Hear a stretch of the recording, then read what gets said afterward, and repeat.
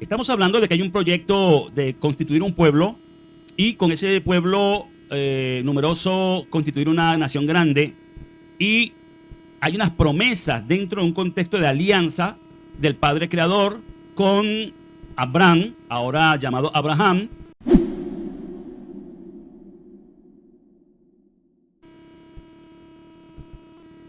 Shalom, saludos y bendiciones para todos mis estimados hermanos y amigos, usuarios de este canal Casa de Restauración Bíblica.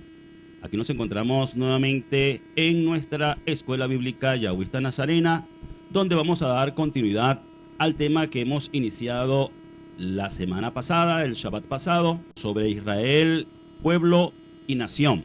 Y vamos entonces a continuar seguidamente con nuestro documento en pantalla. Y vamos a entrar con la confirmación de la promesa, ya que en la parte anterior hablábamos acerca de la elección de un hombre llamado Abraham para el proyecto de la constitución de un pueblo y una nación grande como lo es Israel dentro del proyecto divino. Luego de Abraham haber cumplido las condiciones previas dadas por Yahweh al separarse de Lot, porque una de las condiciones que Yahweh le había puesto a Abraham era salir de su tierra y de su parentela. Así que cuando sucede lo que sucede y viene la separación entre Abraham y Lot, entonces Yahweh confirma la promesa. Génesis 13, desde los versículos 14 al 17, en esta ocasión tomado la versión o la Biblia textual, nos dice: y después de que Lot se separara de su lado, Yahweh dijo a Abraham: alza ahora tus ojos y mira del lugar donde estás hacia el norte y hacia el Negev, y hacia el oriente y hacia el mar, porque toda la tierra que tú ves te la daré a ti y a tu descendencia para siempre. Haré a tu descendencia como el polvo de la tierra. Si se puede contar el polvo de la tierra, tu descendencia podrá ser contada. Levántate, recorre esta tierra a lo largo y a lo ancho, pues a ti te la daré. Promesas de boca de Yahweh para su siervo y amigo Abraham. Aquí se usan los términos del hebreo para tierra, Eretz, para descendencia, la palabra Zera, y esta palabra Zera tiene que ver con el término que significa semilla en hebreo. El diccionario Vine dice que Zera tiene que ver con el proceso de esparcir semilla o sembrar. Y a veces, como hemos aclarado en otra ocasión, a veces, no siempre, quiere decir semen o la simiente del hombre. Esta palabra Zera se puede usar para referirse a grupos o a individuos en singular, como es el caso en Génesis 4:25, referente al nacimiento de Shet. Muy bien, vamos entonces al tema de la alianza. Más adelante Yahweh confirma nuevamente sus promesas hechas a Abraham y establece una alianza con él, donde le promete un hijo propio. Esto lo vamos a encontrar en Génesis 15, los versículos 4, 5 y 18. Vamos a tomar. Vino a él la palabra de Yahweh en respuesta: ese no será tu heredero, nadie más que tu propio hijo será tu heredero. Lo llevó afuera y le dijo: mira al cielo y cuenta las estrellas si puedes contarlas. Y añadió: así será tu linaje, que viene de la palabra Zera. Bueno, en ocasiones aparece como Zera y en otras ocasiones aparece como Zera. Y el versículo 18 dice: en aquel día Yahweh o Yahvé pactó con Abraham diciendo: a tu descendencia, Zera, daré esta tierra, desde el río de Egipto hasta el río grande, el río Éufrates. Estamos entonces en el contexto de que Yahweh está en el proyecto de constituir un pueblo y la raíz de ese pueblo es Abraham. Por eso es muy importante el personaje Abraham dentro del contexto del tema Israel. Y para entender un poco las raíces hebreas, o para entender mucho las raíces hebreas, hay que comprender bien la relación entre Abraham y Yeshua para entender lo que son realmente raíces hebreas, fuera de todo contexto de las tradiciones y de la tradición de la religión institucionalizada, tanto del judaísmo como del cristianismo, y cuando estamos hablando del contexto de raíces hebreas bíblicas, es muy importante comprender que todo comienza en Abraham y el proyecto de un pueblo y una nación grande.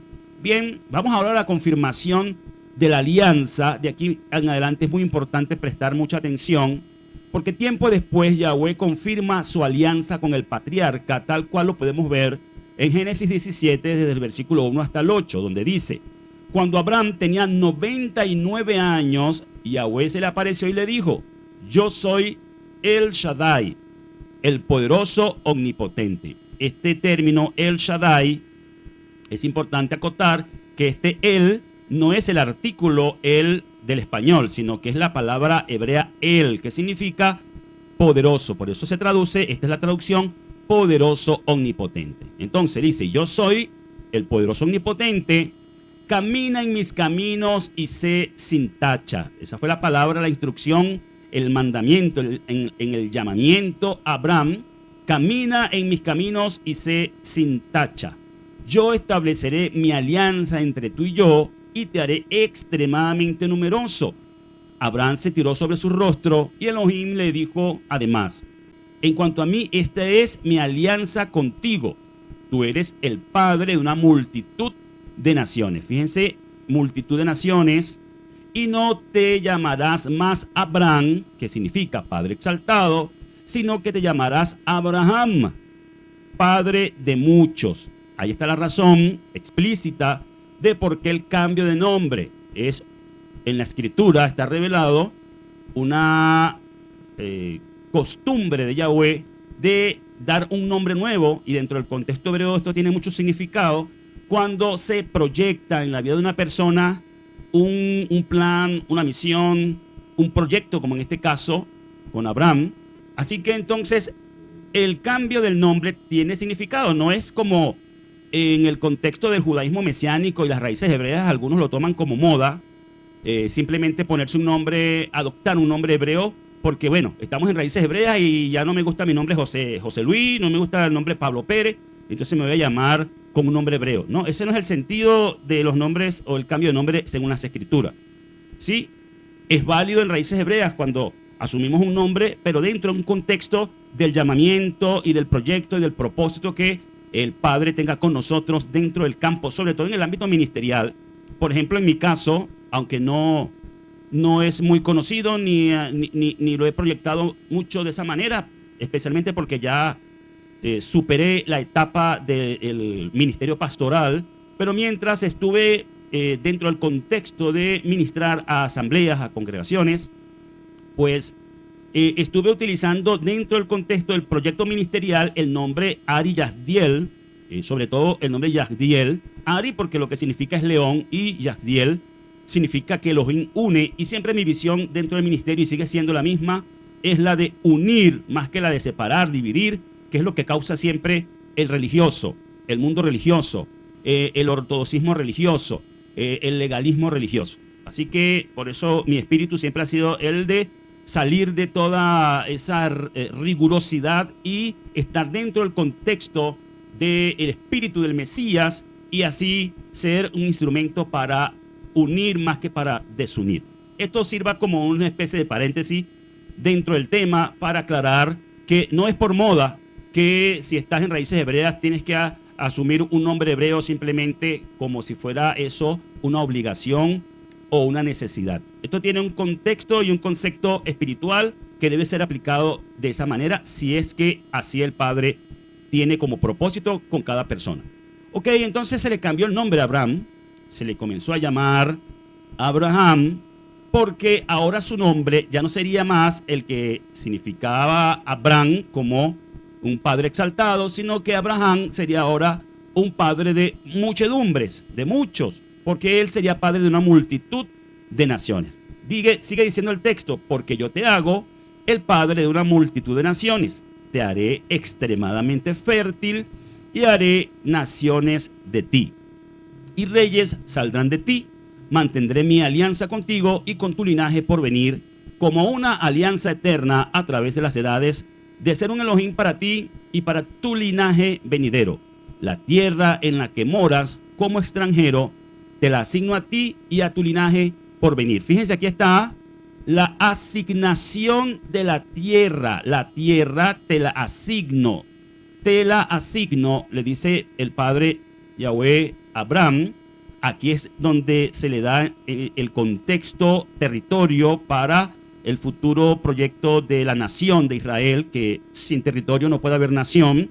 Entonces Yahweh le asigna a Abraham y al linaje que vendría a través de él, por medio de esa palabra que le está diciendo, palabra profética, y luego dice que toda la tierra de Canaán como propiedad perpetua. Yo seré el Elohim de ellos. Y aquí está la base fundamental, aunque es rechazada fuera del contexto religioso, es rechazada en el ámbito social, en el ámbito jurídico, en el ámbito político, con todo el conflicto entre, por ejemplo, Israel y las naciones vecinas, Israel y Palestina específicamente, pues no se acepta este testimonio, este registro, que yo considero, en mi opinión, que sí tiene un valor histórico por lo menos, de que esta palabra señala que Yahweh le asignó toda la tierra de Canaán. Aquí dice toda la tierra de Canaán. Aquí está. Vamos a resaltar esto aquí. Toda la tierra de Canaán como propiedad perpetua para el pueblo de Israel, para la simiente, la descendencia de Abraham. Muy bien. Un comentario. Ahora Yahweh, además de confirmar la alianza, amplía la promesa de hacer de Abraham una nación grande, a hacerlo padre de multitud de naciones, diciéndole, haré naciones de ti, de manera que ahora las promesas de Yahweh contienen el concepto de una nación grande, que es a donde se espera llegar dentro del proyecto para con Israel. Y además de eso, de una multitud de naciones, lo cual podría también entenderse como una multitud de gentes o pueblos, como descendencia de Abraham. Y aquí es muy importante entender este punto, porque no solamente se habla de la descendencia de Abraham como una nación grande, que nosotros entendemos que se refiere a Israel, sino que también habla de una multitud de naciones. Quiere decir que no solamente Israel sería una nación de la descendencia de Abraham, y la Escritura muestra entonces que habría una multitud de gentes o pueblos, que es lo que se llama en términos etimológicos gentiles, y que no tiene ninguna connotación peyorativa ni relación con el término paganos, ¿no? Entonces, las gentes y pueblos en multitud también habría como descendencia de Abraham. Entonces, como descendencia de Abraham, siendo esta la razón por la que su nombre es cambiado al de Abraham, que significa padre de multitud. Esto se cumple, estimados hermanos y amigos, por un lado, mediante la descendencia de Ismael. Génesis 17:20 nos dice, en cuanto a Ismael, también te he escuchado, he aquí que le bendigo, le hago fecundo, y le haré crecer sobremanera. 12 príncipes engendrará y haré de él un gran pueblo. Así que los pueblos árabes, que se entiende son los descendientes de Ismael, pues aquí tienen esa palabra profética que se ha cumplido en ellos, porque el pueblo árabe es un pueblo sumamente fecundo en toda la tierra, ¿no? La cantidad de árabes que hay en el mundo, y les prometió a la descendencia de Ismael crecer en sobremanera. 12 príncipes engendraría Ismael. Y por otro lado, la otra manera en que se cumplen las palabras que le dijo a Yahweh a Abraham es por medio de Yitzhak. En Génesis 17:15, donde dice, y Elohim le dijo a Abraham, en cuanto a tu esposa Sarai, no la llamarás Sarai, sino que se llamará Sará. Yo la bendeciré, de hecho te voy a dar un hijo por medio de ella. La bendeciré de modo que dé origen a naciones. Fíjense que se dice de Sara, se dice que daría origen a naciones. Gobernantes de pueblos saldrán de ella. Y esto también a mí me resulta interesante. No habla de una sola nación como descendiente de Sara, sino también origen a naciones. Gobernantes de pueblos saldrán de Sara. Ahora hay un punto aquí importante que quiero hacer notar hoy, y quiero invitarles a prestar mucha atención, y es el tema de la transferencia de la promesa. Estamos hablando de que hay un proyecto de constituir un pueblo, y con ese pueblo numeroso constituir una nación grande, y hay unas promesas dentro de un contexto de alianza del Padre Creador con Abraham, ahora llamado Abraham, y dentro de todo esto, como lógicamente Abraham no iba a vivir todo el tiempo que requería el desarrollo del proyecto de formar la nación grande, pues tenía que haber una transferencia de la promesa. Así que en Génesis 17:9 encontramos que dice: Elohim dijo, sin embargo, Sara, tu esposa, o Sara, tu esposa, te dará un hijo y lo llamarás Yitzhak, que significa risa o sonrisa. Y yo mantendré mi alianza con él como una alianza perpetua para su linaje por venir. Es decir, ya aquí está la primera transferencia. La primera transferencia que se hace es desde Abraham a su hijo Yitzhak, el hijo de Sara. Bien, luego vemos en Génesis 28, versículos 13 y 14, que dice: y Yahweh estaba parado por encima de ella y dijo: yo soy Yahweh, el Elohim de tu padre Abraham y el Elohim de Yitzhak. El suelo en el que estás recostado te lo asignaré a ti y a tu linaje. Primero entonces fue con Yitzhak la transferencia, y de Yitzhak hay una transferencia hacia Jacob. Jacob entonces también recibe la promesa que había sido transferida a Yitzhak, y dice que entonces la tierra le sería asignada a él y a su linaje.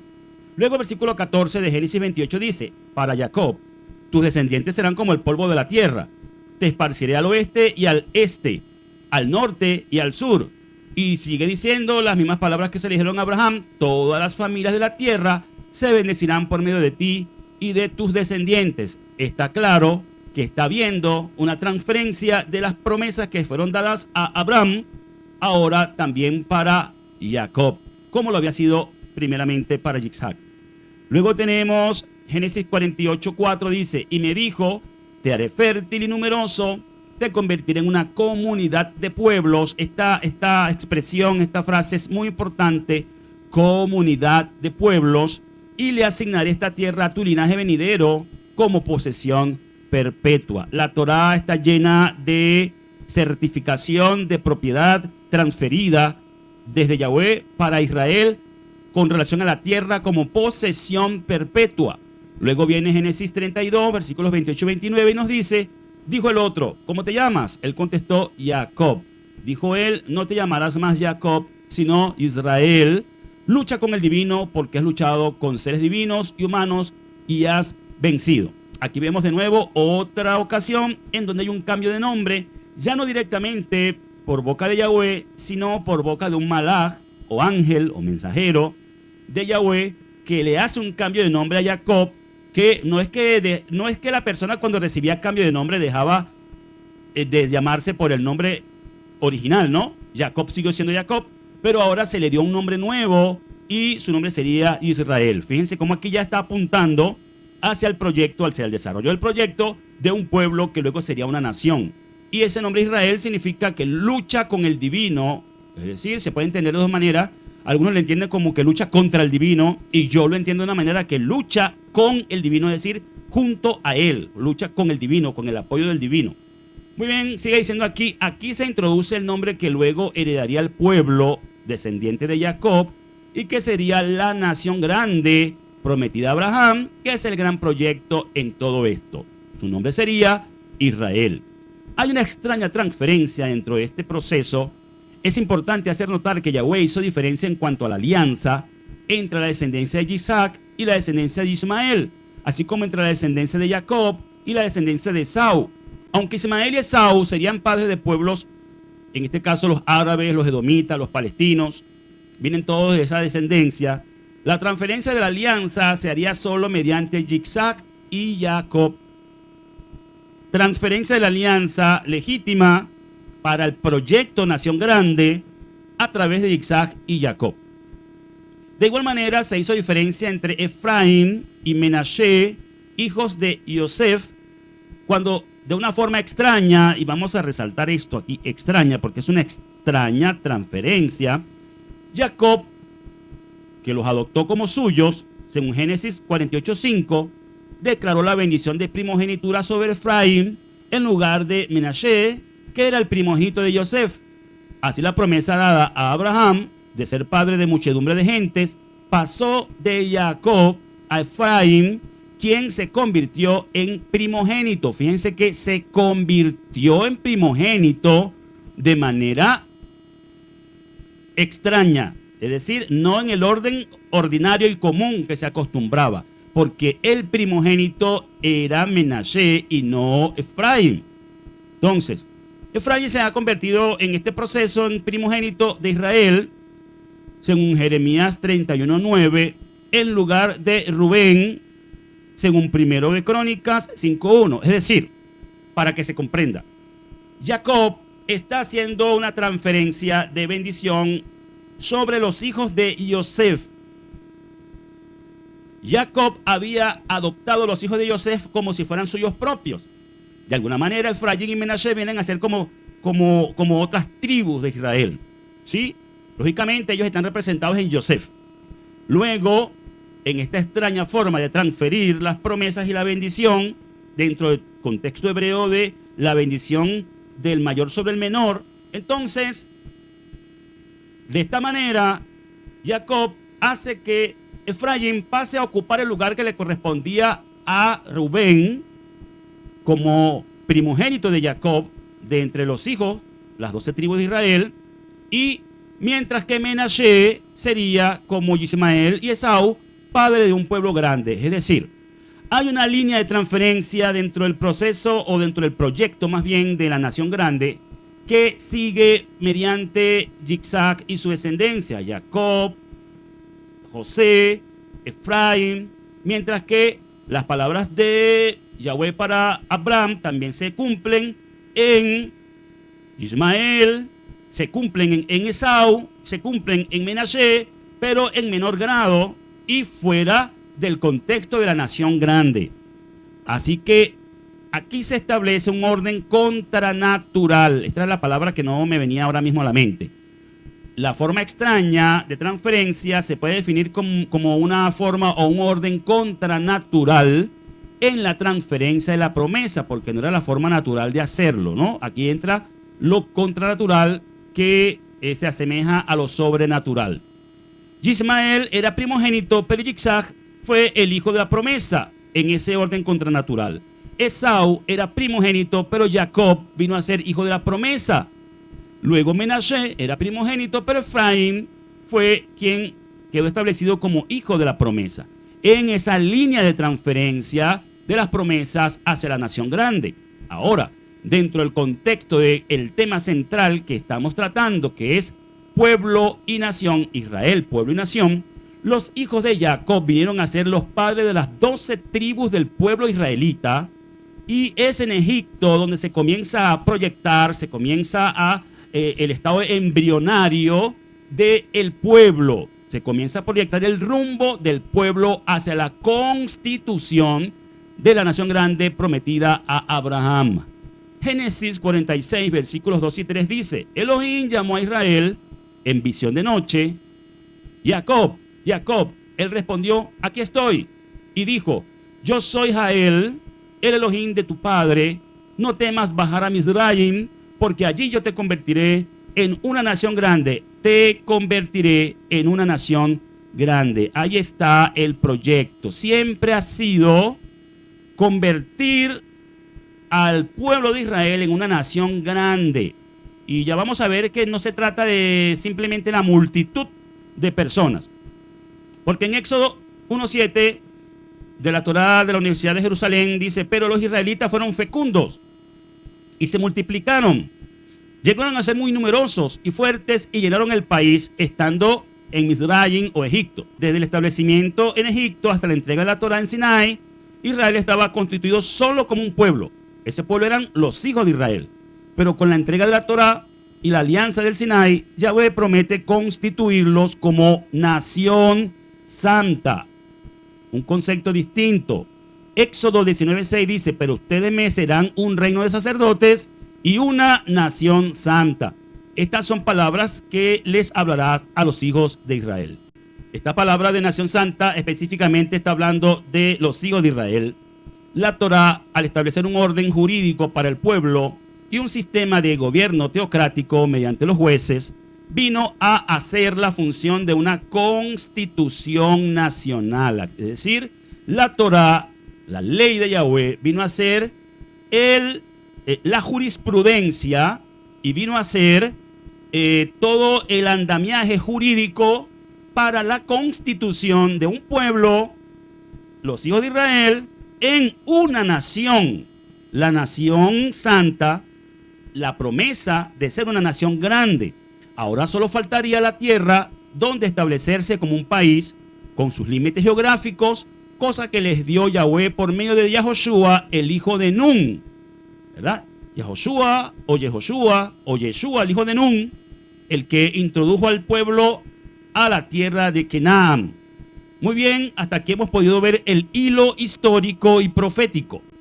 Hilo histórico y profético que sigue la línea de transferencia de las promesas divinas desde Abraham hasta Israel, la nación, sin que haya lugar a duda de que Israel es la nación escogida. Vamos a resaltar esto. Israel es la nación escogida. Israel es la nación escogida para cumplir el propósito de Yahweh, que no es otro que la redención de la humanidad. El proyecto de redención de Yahweh para la humanidad pasa por hacer de una nación, Israel, el instrumento de la redención. No estoy hablando del Estado de Israel que conocemos hoy, estoy hablando de el Israel bíblico. Por eso es que pongo en las miniaturas, en la portada del video, que hay que entender la diferencia. Aquí estamos hablando del Israel bíblico, no del Estado de Israel de hoy. De aquí en adelante es muy importante notar la diferencia entre el Israel pueblo y el Israel nación, para poder comprender mejor su identidad y el propósito de su llamamiento. El primer detalle que debemos considerar es que la elección de Israel no está basada en asuntos de exclusividad o preferencia racial.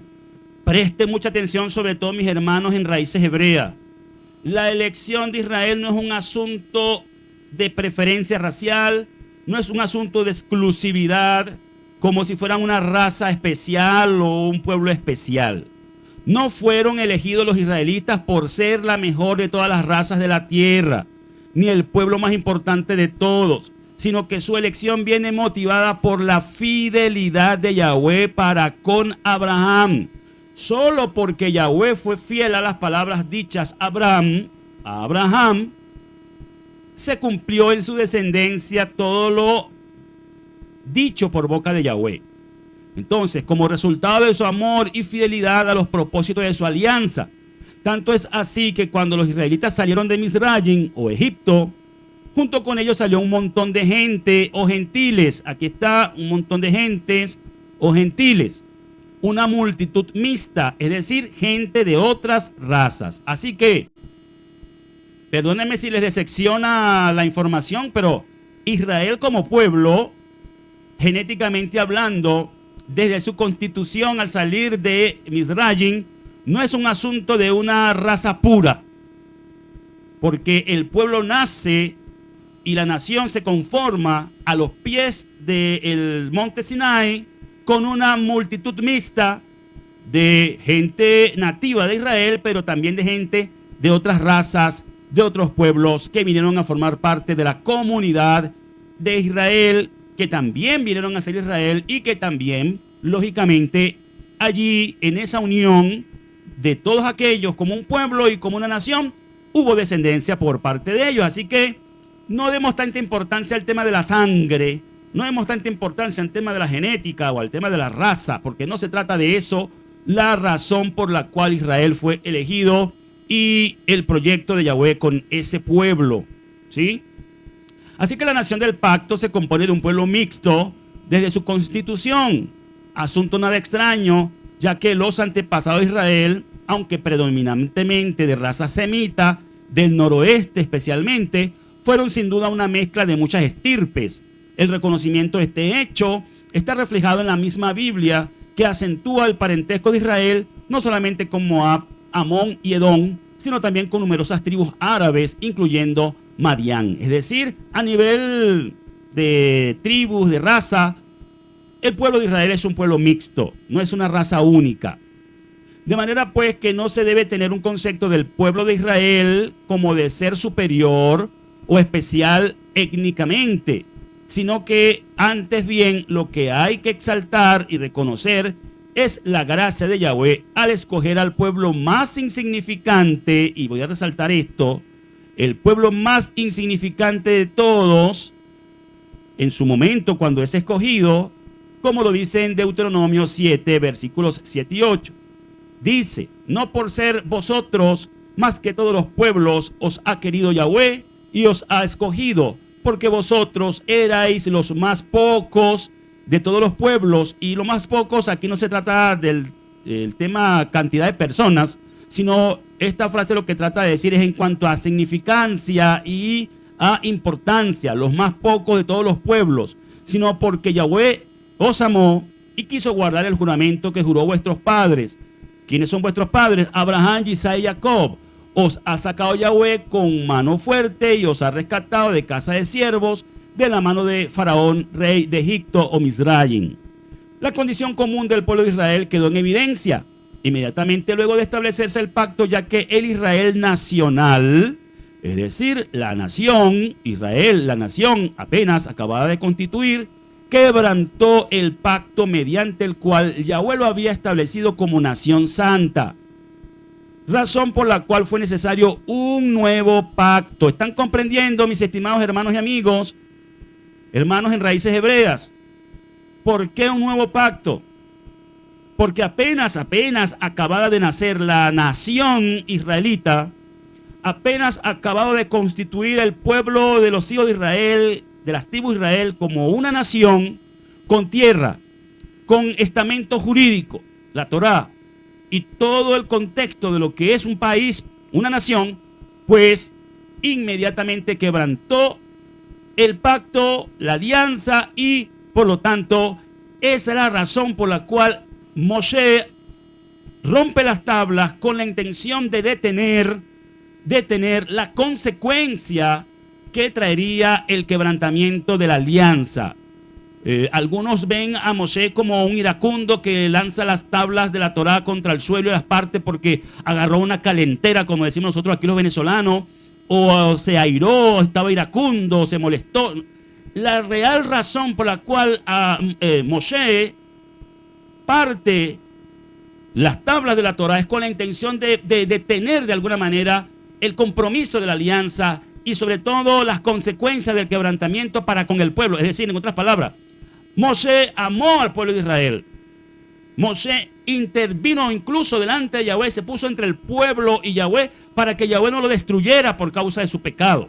Moshe es el único hombre que en las Escrituras se nos muestra que llamó a Yahweh al arrepentimiento, que se arrepintiera de destruir al pueblo de Israel. Así que en este sentido hay que aclarar y limpiar la imagen de Moshe en ese acto, porque lo que hizo lo hizo por amor y por intentar de alguna manera detener juicio y castigo contra los hijos de Israel, que pues, de todas maneras fue inevitable, ¿no?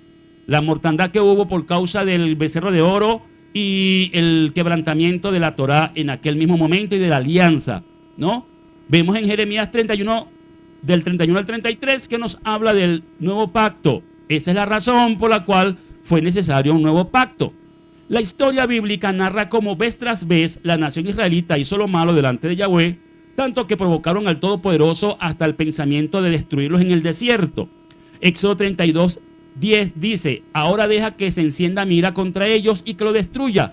Palabras de Yahweh para Moshe, y haga de ti una gran nación. Yahweh podía de Moshe haber hecho un nuevo linaje para el proyecto final, que siempre ha sido por favor presten atención, una gran nación. Esto hizo que Yahweh castigara a la nación muchas veces, pero a pesar de la dureza de corazón de los israelitas, siempre un remanente. No olviden esta palabra, es clave, por favor grábenla, anótenla en algún lugar, guárdenla en la tabla de su pensamiento, que es su corazón, y allí esta palabra y este concepto, el remanente, es lo que ha permitido que este proyecto siga vigente hasta el día de hoy. Siempre un remanente de ellos, de los hijos de Israel, fue preservado en cada generación para así cumplir el propósito divino. Aquí es importante decir que este remanente logró preservar el concepto de pueblo de Israel, pero no así el concepto de nación grande, el cual se perdió al ser llevados a la cautividad. Presten mucha atención, estoy dando una información muy importante. Muy poca gente he escuchado yo que explique esto que le estoy explicando. Es importante decir que el remanente de los hijos de Israel fue el que logró preservar el concepto de pueblo, porque el concepto de nación fue quebrantado inmediatamente al recibir la alianza, los parámetros de la alianza, y luego, como consecuencia de ello, el pueblo es, por palabra de Yahweh, llevado a la cautividad, y allí se pierde el concepto de nación. Israel no vuelve a ser más nación. Israel no vuelve a ser más nación desde el momento en que sucede ya finalmente en el siglo I, toda la situación con Roma y todo el tiempo que duró Israel esparcido, ya lo había vivido en ambas casas, tanto hacia Siria como hacia Babilonia, y luego viene la consumación de todo esto por el rechazo del nuevo pacto, la nueva alianza y del Mesías Yeshua, y ahora sí es verdad que bueno, quedaron regados por la tierra, y esa nación no volvió a surgir sino hasta el año 1948, cuando vuelve a salir al mundo una nación con nombre Israel, lo cual, déjenme decirle, presten atención, hay que decir claramente, no es exactamente lo mismo que el concepto nación grande, nación santa, que es el proyecto divino. Es dentro de los designios de Yahweh, sí, es dentro del proyecto de restauración y rumbo a la consumación de las palabras proféticas de la gran nación, sí, pero el Estado de Israel de hoy, nacido en 1948, está en un proceso, todavía está en ese proceso. Ellos aún no han reconocido que Yeshua HaMashiach es el propiciador para que la nación entre en la alianza nueva y pueda llegar al cumplimiento de la nación grande. ¿Hay una nación nuevamente? Sí la hay. Esa nación existe. Ahí la vemos. Lleva el nombre de Israel. Ahí está. Pero aún no es ni la nación grande ni la nación santa, que es el proyecto divino. Por lo tanto, aún hay cosas que esperar y cosas que cumplirse para que eso llegue a su consumación. Por lo tanto, no hay que olvidar que por un lado está el concepto de la nación con Israel, promesas a Abraham, y por otro lado también está el concepto de pueblos y naciones que también se le dijo a Abraham. Y ahí es donde nosotros los creyentes de origen gentil tenemos que entender, para que no nos confundamos y mucho menos usurpemos una identidad que no nos corresponde, que es la identidad judía, y que tanto es lo que se acostumbra en los medios de raíces hebreas. Creerse la gente judía cuando realmente no lo es. Vamos a ver entonces lo que es el concepto, una nación, refiriéndose a Israel, y un conjunto de naciones. Si observamos cuidadosamente el texto sagrado, veremos que a Jacob se le promete no solo la gran nación, sino que además una asamblea de naciones que saldría de él. Esta asamblea de naciones, que también podría traducirse como asamblea de gentes o gentiles, no puede referirse a las naciones árabes, porque ninguna de estas procede de Jacob. ¿Cómo es posible que de Jacob proceda una asamblea de gentiles? La frase hebrea que se traduce aquí, Kahal Goyim, nos da una pista para su identificación, ya que de Kahal proviene la traducción griega eclesía, es el equivalente en griego, eclesía, de la palabra hebrea Kahal, de donde viene también Keilah, y de eclesía se deriva al español la palabra iglesia. Así que la clave está en el orden contranatural que mencionábamos hace un momento. Orden contranatural de la transferencia de la promesa divina. Vamos a ver el alcance de la promesa. Como vimos previamente, desde Abraham hasta Jacob, se incluye el concepto goyim, o naciones, o gentiles, como parte de las promesas de Yahweh. Esto nos muestra que el propósito universal del plan de redención para la humanidad es Israel, la nación grande, dentro de ese proyecto de redención para la humanidad, la nación grande como instrumento. Sería el instrumento divino para llevar a las naciones la luz de la verdad, del conocimiento, de la salvación, del evangelio. En eso consiste su grandeza y no en su condición racial. Repito, la grandeza de la nación grande, que es el proyecto con Israel, no consiste en multitud de gentes, no consiste en exclusividad racial o pureza racial, sino que la grandeza de la nación de Israel sería ser luz a las naciones. Su propósito como instrumento divino para la redención de la humanidad. La grandeza de ser la nación escogida de entre todas las naciones del mundo para bendecir a todas las naciones y a todos los pueblos. Observemos entonces con cuidado las palabras de Jacob al bendecir a Efraín, cuando dice en Génesis 48:19, mas su padre no quiso y dijo, yo lo sé, hijo mío, yo lo sé, refiriéndose a que sabía lo que estaba haciendo, transfiriendo una bendición al menor en lugar del primogénito. Yo lo sé. También él será un pueblo, refiriéndose a Menashe, el primogénito. Y él también crecerá más, su hermano menor será más grande que él, y su simiente será plenitud de gentes. Oigan, la simiente, los descendientes de Efraín serían plenitud de gentes. Entonces, esta frase, plenitud de gentes, en hebreo es meló haoyin, y ha sido traducida en la mayoría de las versiones bíblicas como multitud de naciones. Pero el término meló, además de significar multitud, en su sentido primario, significa plenitud, plenitud. Como se puede ver en el Salmo 24:1, dice de Yahweh es la tierra y su plenitud, que es meló, el mundo y los que en él habitan. En este término, el equivalente al griego de meló es pléroma, porque de Yahweh es la tierra y su plenitud.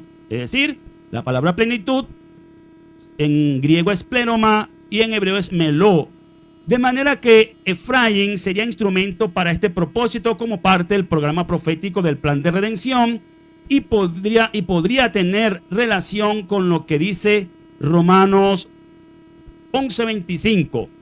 Dice, porque no quiero, hermanos, que ignoren este misterio, para que no sean acerca de ustedes mismos arrogantes, que un endurecimiento parcial ha acontecido en Israel hasta que haya entrado la plenitud de los gentiles. Dice Pablo a los romanos que debía entrar la plenitud de los gentiles. Un término que coincide completamente con Melojaboyín, dicho aquí en Génesis 48:19, por boca de Jacob, en la bendición para Efraín. Entonces, luego vamos a hablar acerca del remanente con más detalle y de cómo con ese remanente se cumple la vigencia de los planes de Yahweh hasta el día de hoy y cómo hemos de llegar a ver algún día no muy lejano el cumplimiento del proyecto de la nación santa, la nación grande y de la redención del mundo, de la humanidad. Pero eso lamentablemente no lo podemos decir hoy porque se nos ha agotado el tiempo, mis estimados hermanos y amigos. Y los invito entonces para la próxima semana, para la próxima ocasión, y así concluiremos este tema en esa tercera parte, porque quisiera poder ahondar un poquito en el concepto del remanente, para que se entienda la identidad de los creyentes de origen gentil, para que se entienda quiénes son los judíos, quién es el pueblo de Israel, la diferencia entre el pueblo de Israel de la Biblia y la nación moderna del presente, y todos los propósitos y proyectos divinos con este pueblo y con esta nación, y nosotros, los que estamos en raíces hebreas, los creyentes de origen gentil, ¿cuál es el lugar que tenemos en todo este proyecto? Espero entonces que podamos vernos en la próxima ocasión. Así que muchas gracias por su presencia. La invitación es para el próximo Shabbat a la 1 p.m. Yahweh mediante podamos estar nuevamente aquí. Vamos a finalizar con este tema: Israel, pueblo y nación, en su tercera parte. La paz y la bendición del Padre con todos ustedes. Será hasta la próxima. Shalom para todos.